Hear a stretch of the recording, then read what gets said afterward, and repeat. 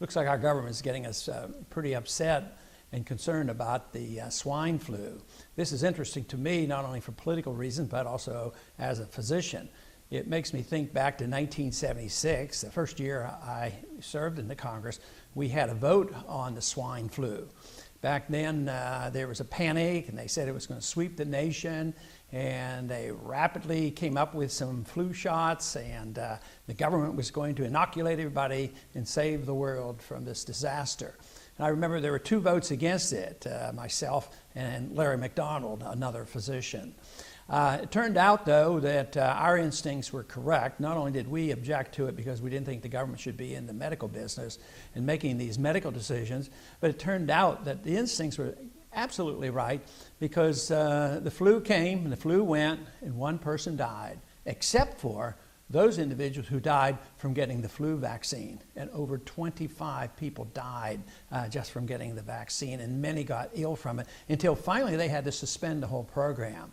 But here we are once again, the swine flu coming up, and everybody's panicking.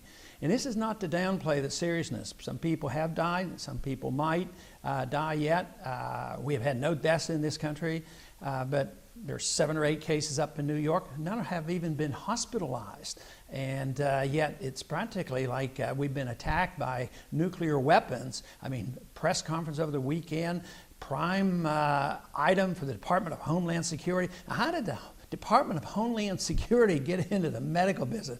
You know, it just is totally out of control on what they think we should do.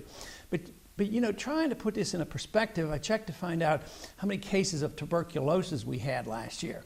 We had about 13,000 cases of tuberculosis. Now that's a serious disease. And also, the last time they recorded the number of deaths in this country was in 2006, and there were 644 deaths from tuberculosis. Now, I hate to even bring that subject up to try to put this in a proper perspective, because maybe tomorrow they're going to quarantine everybody in the world coming into this country to watch out for tuberculosis.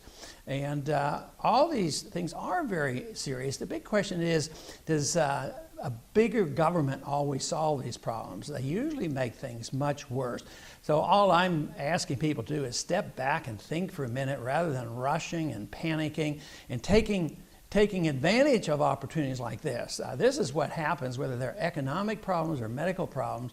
The people who love big government take advantage of this.